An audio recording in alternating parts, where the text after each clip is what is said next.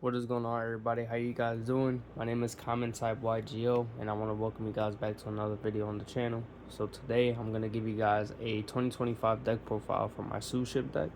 I know this isn't a deck that's very competitive, but this is one of my personal favorite decks to play because it's just an XYZ type based deck, and I do enjoy playing XYZ type decks. And when this deck first came out, it wasn't something that was crazy, it wasn't something that was explosive because you only had two monsters, a trap, and a field spell.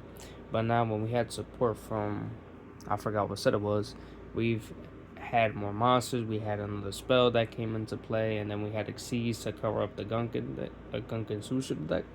And so, after playtesting this deck for some time, like I said, I know it's not competitive, but um, I managed to, do pretty good at locals with this deck. And the card choices that I have in here is basically to complement the deck itself. I know there's a lot of cards in here that you guys might question, but it's simply to complement the deck. I personally believe that when people make decks nowadays, they're not really focusing on the deck, they're more focusing on the hand traps. But I believe any deck is possible to win with as long as you're able to focus on the playstyle of the deck. And this is no different. I believe that if you really focus on this deck and focus on the archetype itself instead of playing a whole bunch of hand traps, it's very possible to win with the deck. So I'm going to show you guys what I have and why I play certain cards and what are my card choices for the deck. And hopefully you guys take this deck into consideration and play it, itself. So let's get into it. For starters, I want to start off by playing the three. We're going to start off by playing 3 Shari. I believe that obviously this is the main card in the deck. This is your normal monster in the deck, and the reason why you play this is because you need this card to get into basically any XYZ in the deck. This is your draw 1 for the XYZ cards. You're going to notice when it comes to the GUNKAN and XYZ cards that they tend to have this draw 1 effect, and then specifically if you have Shari. If you don't have Shari, you do not get that draw 1. This is basically a starter for any other card in the deck. It helps you get special summons out, and it's basically like the main boss monster basically. So you play 3 of those. Next you're going to play 3 GUNKAN SUSHIP Shari Reds. The main reason why we play these is because this is another variation of the other Shari, but the main thing about this one is that if you reveal the normal one, which is this one, you're allowed to special summon it, and then you're allowed to special summon another GUNKAN monster from the deck, but the effects of that monster is negated. So this can help you get into a rank 4 play. This can possibly even help you to get into another special summon with the right GUNKAN monster that you play from the deck. So, yep. Next we play 3 Akura. The reason why we're playing 3 Akura is because this is your excavate card. When you normal summon this card, you're allowed to mill the top 3 from their deck. If you manage to get a Shari or a Shari Red, you can special summon one of those. Keep in mind that this card is treated as a regular Shari from hand, deck, graveyard, anywhere, the field. So if you end up excavating one of them, the normal or the red, you can special summon them and then get to a rank 4 first turn if you get lucky. Obviously there's drawbacks to this card. If you don't get Shari, you have to shuffle the cards back into the deck, but that's what the field spell is for, and we'll get to that in a second. We played 3 of the Sharu. The reason why we obviously played 3 of these is because this is your regular special summon from hand. As you know, if you have a Shari on the field, you can get this out. And then also, I believe you could special summon another GUNKAN monster from the hand. Let's see. Yeah, you can special summon one from the hand. And so this is just another target to get to any other XYZ plays. Not only will you get to your regular GUNKAN XYZ monster, but you can go into something else that could become more powerful or doing some more damage during the battle phase. Keep in mind that this deck is very battle phase. It is very important that you go into the battle phase with this deck, and it's very important that you go second because that's what it revolves around. So you play 3 of these to get that special summon and to go for as much XYZ plays as possible.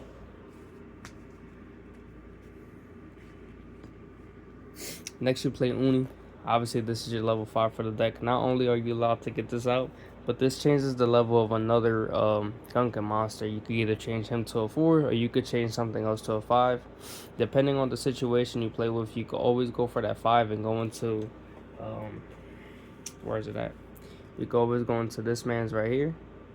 Not only does this attack directly, but it's a free draw one when you need it, as long as you have Shari in hand. So this is a really good card to go for when you are stuck in a pickle and you need to get damage from your opponent. Like I said, not only is it a draw one, but there's also a searcher itself, so it's pretty good.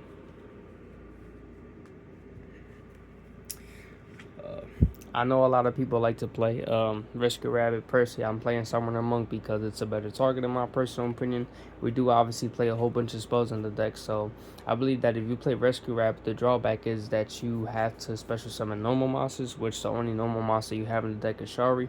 But I believe if you play Summoner Monk, you can mill the spell, put him in defense, and then summon the level 4 to go into a rank 4 play, and I think this is more effective for the deck. For the hand traps, we're only playing 5. So, Ghost Spell, I believe this is going to be really good in the middle with the decks that are coming out.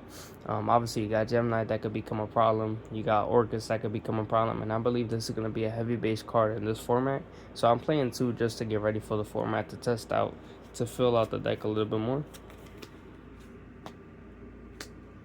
We're playing 1 Ash Blossom because I only have 1 at the moment for the deck. I would always love to play 3 of these or even 2, but unfortunately we don't have it at the moment. So 1 is fine for now. And I'm not the type of person to go ahead and switch cards back and forth from decks. So 1 is fine for now. It comes in handy. 1 Veiler. This is another card I would bump up to at least 2. But unfortunately, like I said again, I don't switch cards from deck to deck. So yeah, we got to deal with the 1. We play 1 Ghost Sister. The reason why I'm playing this at 1 is because, or you don't have to play this at all, but the reason why I play is because I believe that life points in this deck is very important. You want to get as much life points as possible because every duel you're going to get hit with some damage in the battle phase either way. So you want to use this card as much as possible to gain some life points on, you know, to reach 10,000 or above. In order to just, you know, when you do take some damage, you have some life points left over. And plus, you do play cards in this deck that do decrease your life points a little bit, just to negate effects. So, this card does come in handy. We're going to be going on to the spells now. We play our field spell over here. It's GUNKAN, SUSHIP, Seaside Super Spot. The reason why we play this is because not only does this allow us to get a Shari on top of the deck when we need a Kura's effect, but this also allows us to have some negates on board as well. I believe that this card is a powerful card if you can get it on board. A lot of people see this card and tend to negate it and stuff, but when it does go into effect, it becomes a really powerful card because you could go into XYZ plays with this card, so it's pretty effective. We play Catch of the Day. The reason why we play this card is because not only is this basically a rotor for the deck, but all you gotta do is reveal an XYZ GUNKAN monster. Let your opponent pick what type of, you know, search target you're gonna go for, either a Shari or whatever card has a material on it. So you could pick a Shari in this case or a Uni. Your opponent picks whatever they want you to search, and you just get that card from the deck and you add it to the hand. Either way, it's a really good target because you're allowed to go into any further plays with this card. So yeah, we played 3 Dark Ruler no more. I don't see anybody playing this card no more. I don't know why, but I played 3 honestly because this negates everything on board, and you're just simply allowed to just overrun your opponent with this card. I don't know why people don't play this, but it came in handy all the time. It comes in handy every single time. I don't know why people don't play this. It's annoying, and it's a very destructive card no matter what. And plus, you can't respond to this card, which is crazy.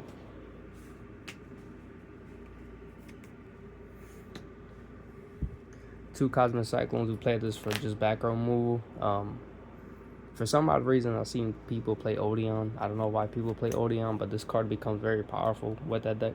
Just banishing cards out of the way and stuff is very important, so that's pretty good. 2 Enemy Controller. The reason why we play this is because there has been situations where I have a monster on board that I don't want, but I need to get rid of one of my opponent's cards. So I simply just go enemy controller. Let me just pull it up real quick.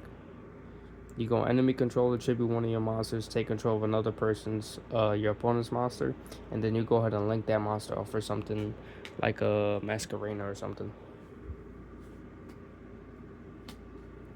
One terraforming for the search, take it a field spell.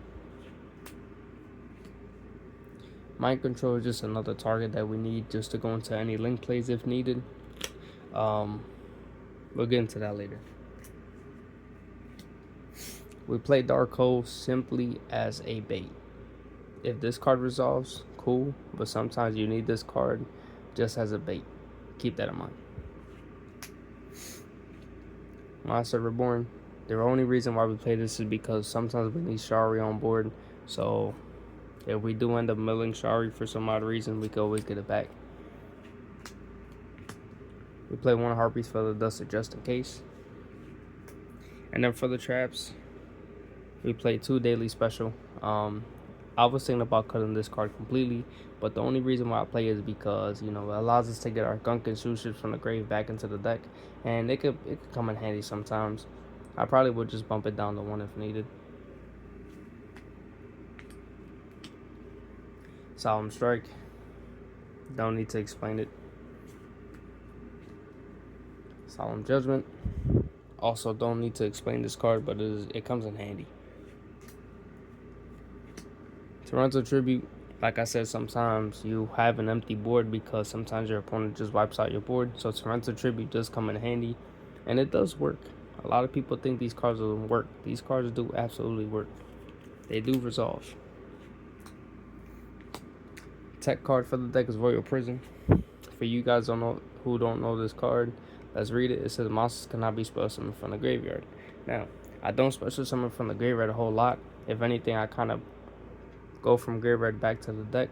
So this card comes in handy all the time because, you know, it stops your opponent from playing YUGIOH, or it stops your opponent from playing Malice, or it just helps them.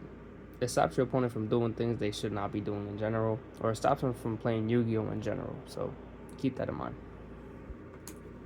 And then Metaverse, take it to our field spell. So yeah. So keep in mind that was the main deck itself. For the extra deck, I don't play any links. I was thinking about it. That's why I kind of mentioned links in general. But let's get started. We play the Utopic Future package because this does come in handy all the time. This basically ruins our opponent's board when needed. I believe that this is an important card for any type of XYZ deck, specifically for something like this. So play this package. We play one of this Dreadnought. The reason why we only play one of this is because number one is only a draw one, and plus, although you can attack more than once with this card, sometimes this card doesn't even resolve in general. So I just play one just for the name. We play 3 of the Super Dreadnought. Reason being is because this card not only gives us a draw one, but it allows us to attack our opponent directly. So this is one of the main key cards in the deck. We play 3 Carrier. The reason why we play this is because not only, once again, is it a draw one, but you can also search for a spell and trap when you need it when it comes to GUNKAN. So you can search the field spell, you can search for the continuous spell card, you can search for the trap card. Whatever you need, this card can help you get it. And plus is a 2200 beast stick. For the generics, we play Eclipse Twin. This card is actually very powerful in this deck. If you don't know what Eclipse Twin does, not only can this card attack twice, but this can get you to have extra materials in order to make more damage with this card in general. I know people play this in YUGIOH, but you could do different plays with this card in general. So I would bump this up to 2, but right now I only got 1. Masquerade. We play Masquerade because it's very possible to get this card out easily with 3 level 4s. It's very possible. It happens all the time. Not only is this a 2700 beast stick, but this will ruin your opponent's board no problem. So make sure you play 1 copy of this. We play 1 copy of number 60. Not only is this our pot of greed in the deck, but this can help us get to some other plays with them cards that we draw from. So you play a copy of that. Castel. This is our Book of Moon of the deck. I just play it for that reason. I'm thinking about cutting this. I don't know, but we play one Baguska anyway. And then we play one Redoer. You can take this out in the Baguska for any IP Masquerena or SP Little Knight, but I play this just for the B stick, honestly. So let me know what you guys think in the comment section below on this deck, and give it a shot, man. Let me know what you guys think about this deck, and yeah, I'll see you guys later. Peace.